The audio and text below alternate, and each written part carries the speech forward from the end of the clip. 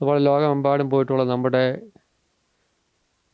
സമൂഹത്തിലെ, പ്രത്യേകിച്ച് സീറോ മലബാർ സമൂഹത്തിലെ ലോകമെമ്പാടും കുടിയേറിയ ചെറുപ്പക്കാർ, പഠിക്കാനായിട്ടും ജോലിക്കായിട്ടും പോയിട്ടുള്ളവർ, അവരിൽ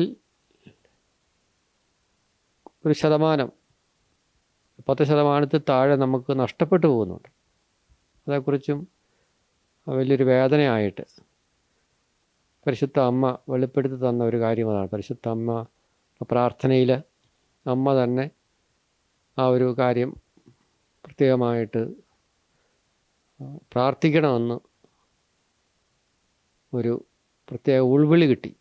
ആ ഒരു ശതമാനം നഷ്ടപ്പെട്ടു പോകുന്നു, 10% താഴെ വരുന്നൊരു കുട്ടികൾ, അവർ പല വിധത്തിൽ നമുക്ക് നഷ്ടമാകുന്നു. വിശ്വാസം ഉപേക്ഷിച്ചോ അല്ലെങ്കിൽ മറ്റ് വിശ്വാസങ്ങളിൽ പോയോ ആയിട്ട് നഷ്ടപ്പെടുന്ന ആ ഒരു സാഹചര്യം.